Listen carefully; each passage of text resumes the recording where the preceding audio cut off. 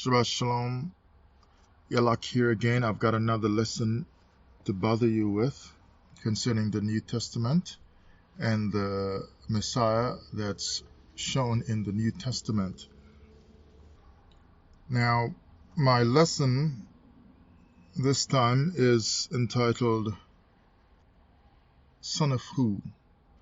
Because I realize now that he is not really the son of the Creator, like his personal special son that was living up in heaven with him, and so on.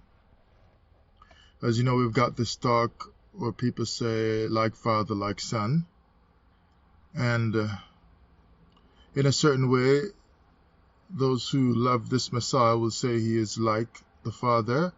But if you look at it in another way where I'm going to present it here, you would say he's certainly not like him. Now, if I read to you from John chapter 5, we're going to hear this Messiah talking now. And it says, John 5 verse 17, "But Jesus answered them, My Father worketh hitherto, and I work." There is just a simple understanding of that. What the Father does, the way the Father is, that's how he is, and that's what he does. So he gets his instruction from the Father, and he's going to be just like that. I remember Exodus 15 verse 3, Moses had said, the Most High is a man of war. It would seem to me that no matter what this Hebrew Roman Israelite from the tribe of Roman Judah, Messiah, is saying, that he has to say things just like the Father. So you try to tell me he didn't teach against the law, and you build a very good case for that. I try to tell you there are lots of people who did not teach against the law. Hear that? Did not teach against the law, but they still lost out because they did not follow the Creator's instructions. A lot of Israelites lost their lives. They were cut off because even though they taught the law, somehow they became evil in their hearts. Look at the priests and the kings that did not follow the Most High. Look at Eli. So to say that he did not teach against Torah, although some show that he really did, does not buy Jesus any credit that allows him to be the, might I say, spotless lamb. Because many have shown up his spots with their teachings that he is fake, and I have joined in as well, and I have shown his many spots, his shortcomings that don't allow him to be sent from the Most High. Now, if he says, My Father work and I work hitherto, while there are different ways that one can show how the Father works, and you would have to go to the Old Testament to see that. One of the ways that I will point out here that he works is in war. He's vicious, he's terrible, and so on. Like I said, Moses said he's a man of war. You tell me that, yeah, well, Jesus is going to come back and he's going to rescue the Hebrews, and there won't be any confusion this time because nobody's going to be calling him Jesus when he comes. He's going to be coming as Yeshua, Yahawashai, any Hebrew name, because it's going to be clear now that he is a black man from the tribe of Judah. So apparently it seems to make a difference this time, because the first time when he came, even though we can read that he is supposedly from the tribe of Judah, somehow he seems to look a bit Greek or Gentile, so that most of the earth calls him Jesus. And he doesn't quite look so Hebrew anymore, because all the churches I've been to from I was a small child coming on up, Only maybe once every 3 or 4 years they mentioned something to hint that he possibly had some kind of Hebrew name, and they said something about Yeshua. But for the most part, they seem to have known that he had a kind of Gentile appearance to him, a kind of Greek appearance, and they called him Jesus. But you're telling me that when he came the first time, he can so be known in a Gentile Greek kind of Jesus way throughout the earth, for the most part. He can be known like that. But this time when he comes, he's going to carry himself in a way where everybody's going to know he's the black God of the Jews and of the Hebrews, and there'll be no doubt that he is black, as if that's really going to save us. And there'll be no doubt that he has a Hebrew name, so that nobody's going to mistake him this time for Jesus. He's going to be the same man, but we're going to know somehow, the world is going to know that he is Yahushua and that he's not actually Jesus. And the moment they find out who he is, he's just going to start slashing them with his sword and red up his clothes with blood. I mean, it's really... You come to the point of revelation that he is not Jesus, that a Greek Greco-Roman trick has been played on us, and we thought he was Jesus all along. But now we're coming out of the churches and we realize he is Yahushua, he is Yahushua, and he is black, and he is giving real salvation. And the moment we understand and come to clarity by revelation that he is black and that he is a Hebrew from the tribe of Judah and that he has a Hebrew name, instead of being rewarded at that moment of clarity and revelation by some kind of second salvation, because the first one was Calvary apparently, then the moment we come to that realization, that revelation is kicking in, he takes out his sword and he starts from the east and he comes over to the west and he starts slashing and killing people, and your blood will be on his garment and even his eyes will be red with blood. So your reward for coming to revelation, which for 2,000 years you struggled, and your children and your great-grandchildren struggled to come to revelation, proper understanding that he was black and that he was a Hebrew and that he had a Hebrew name. But the moment when you find it out, you die from his sword. See, your grandparents and your mother and your great-grandmother and your great-grandfather and your great-great-great-great-great and all of them, they couldn't figure out this Greco-Roman deception. So they died with no wisdom of him. But you, when you see him and you figure it out and the revelation comes to you, he kills you. Because Isaiah's prophecy must be fulfilled that his garment will become red with blood.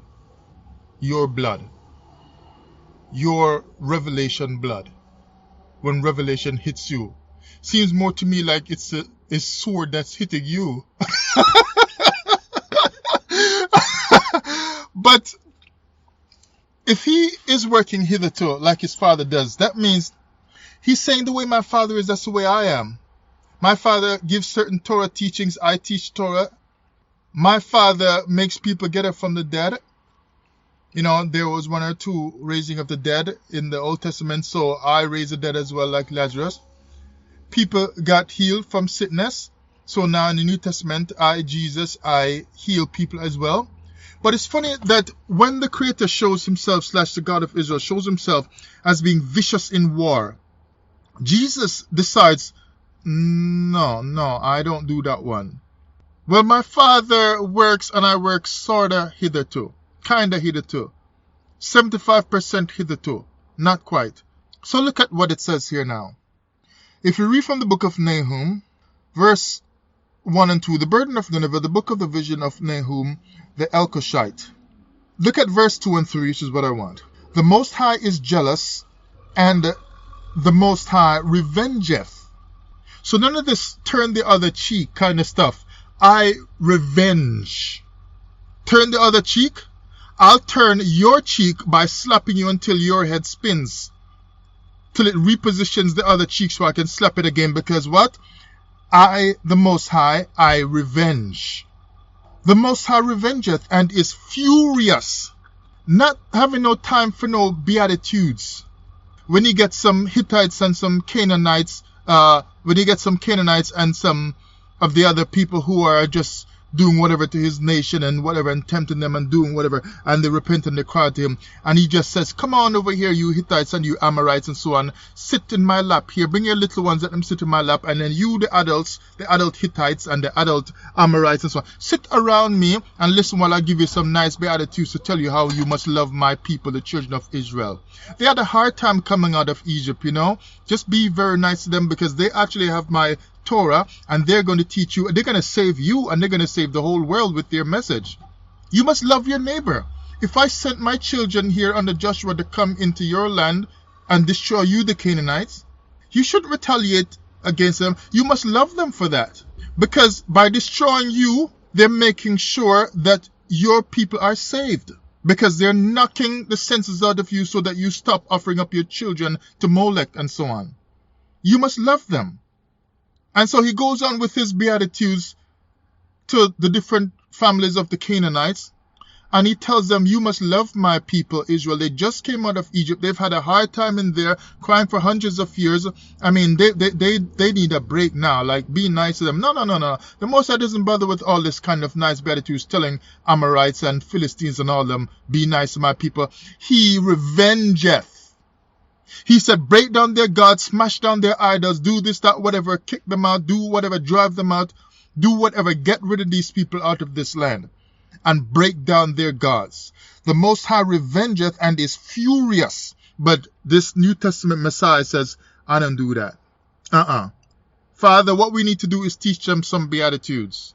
Father, you're too rough on them. Some beatitudes is fitting right here. We need Ark of the Covenant. A zapping box? No, that's too dangerous. That's too vicious. No, they need some beatitudes to calm them down. And then they will begin to see the light. Their spirit will be settled from my beatitudes. Meanwhile, you got these same Canaanites sharpening up their swords while you're giving their beatitudes. Meanwhile, you got these same Canaanites sharpening up their swords while you're giving their beatitudes. So the Most High will take vengeance on his adversaries, but this Messiah tells you to love your adversaries. So the Most High will take vengeance on his adversaries, but this Messiah tells you to love your adversaries. Although you might more remember it if I say that he said to love your enemies. But you notice your enemies didn't love you back, even though they had the same Jesus message as well. Because they tortured the living daylights out of you until the living daylights jumped out of you and somebody had to bury you. Well, your great-grandparents in a way. And that's why you can't trace your history properly and so on and connect back to your family and so on or whatever going way back, because a lot of them were killed off. Because somehow the people who had the Jesus message, this Messiah message, did not decide to go by his message and love their enemies, because they treated you like you were their enemy, like you did them something wrong.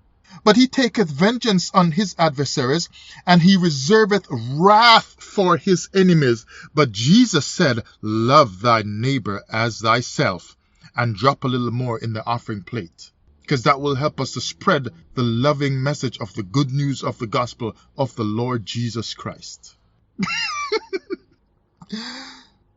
So you tell me, no, Jesus, he is a Hebrew Messiah. He is like that. He will kill. The prophet Isaiah said, yeah, he will, and his garment is going to be with blood and so on from all the killing. So he's wrathful too. It's just that he was doing something different the first time. But he's going to come back again, and then he is going to do that wrath like the Most High did, showing you that he is just like the Most High. Oh, really? So you're telling me that basically it's just because Jesus is slow, so he left the anger for later. Well, that don't seem, according to verse 3 to me, to be the profile that fits the Most High.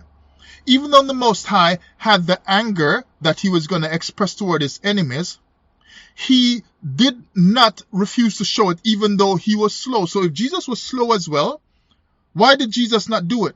The expression of the anger from Jesus, instead of talking about turn the other cheek and love thy neighbor and giving me a cloak if he asks for you, the expression of Jesus' anger should not wait for 2,000 years when he comes back and we're still waiting for him. Well, you are still waiting for him. The expression should have been showed at the same time period of his life, no matter how nice and sweet he was teaching his doctrines. Because in the Old Testament, the Most High, he taught some lovely things. He said, look, blessings will be yours if you follow me and so on and whatever. But at the same time, he expressed anger when it was needed, even towards his own people. He said, look, you're not keeping my Sabbath, I'm going to slap you up. And he expressed anger towards other nations as well. So Jesus, you can't claim anything for Jesus saying, oh, he was just slow at it because he's going to do it later when he comes back. Jesus should have expressed the anger in his life so that we know for sure. And if you're saying he's slow to show it, but he really will show it, why is it that every time he shows up, he doesn't show it? You tell me that he showed up a few times in the Old Testament to different patriarchs and so on, and he never showed the anger. You tell me, well, he was that angel coming out of Egypt to carry them into the wilderness. And the father said, be careful with him because he won't tolerate your rubbish. He'll kill you. But he never did kill anybody. He never showed any wrath. You said the Most High said he will do it, but he never did it. So he has yet to show that kind of wrath like the Father. So he is unlike his Father in a very important sense, because to rob the wrath from the Most High is to rob the Creator from his capacity to pronounce judgment on the earth. Jesus never expressed that. He never expressed that. You're saying the ground opened up in the wilderness and swallowed some of them. It didn't say Jesus did that. It didn't say the Messiah did that when he showed up there, supposedly. It said the Most High did that. So I'm still waiting for this Jesus to show his wrath like the Father, to show me that he does hitherto as he sees his Father do.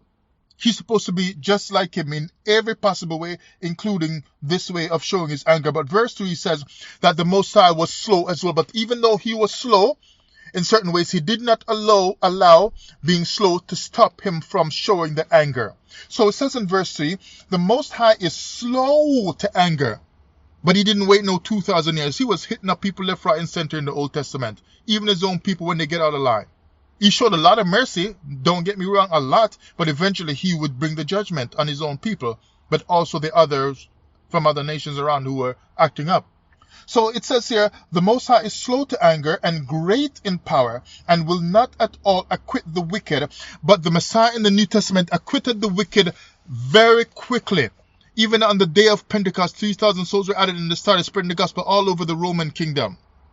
Started going all over Asia, everywhere they went, and they acquitted the wicked.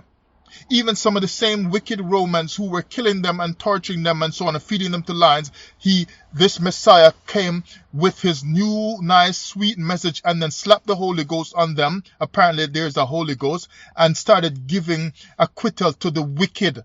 Even people from the Roman army that were killing people who didn't do them anything, they were acquitted as well through the Jesus Messiah message.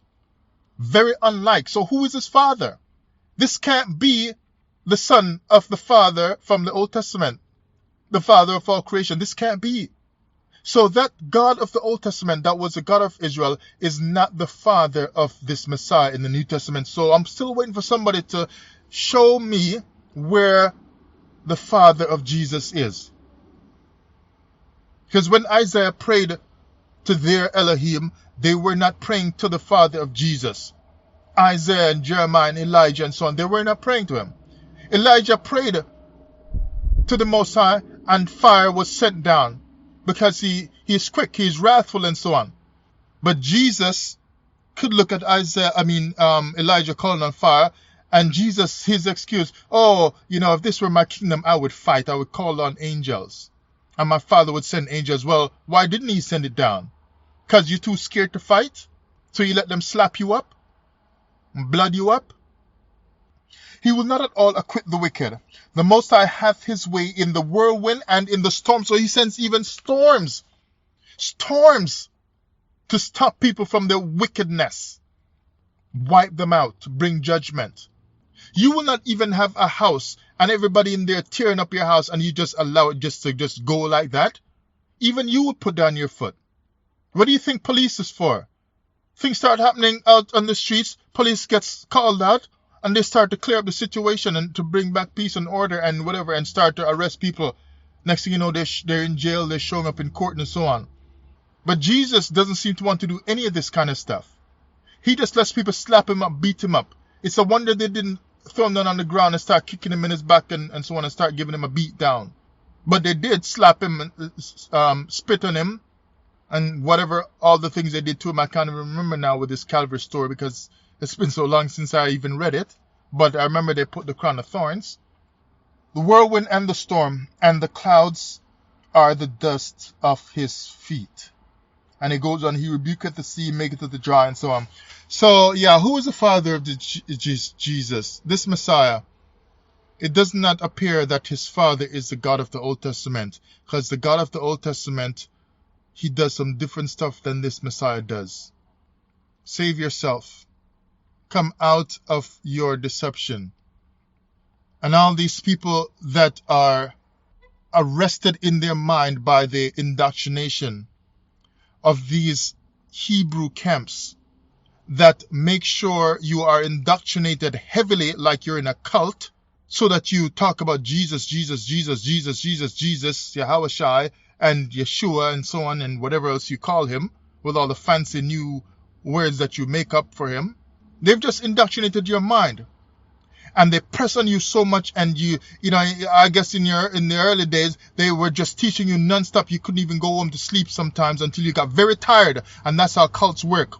You get indoctrinated by not giving you much break for a couple of days in the teaching sessions until you are tired, and so your mind just it just succumbs, just gives in to it. And then they release you because they know you're coming back next week. Why? Because through tiredness, teaching while you're tired, they got you indoctrinated.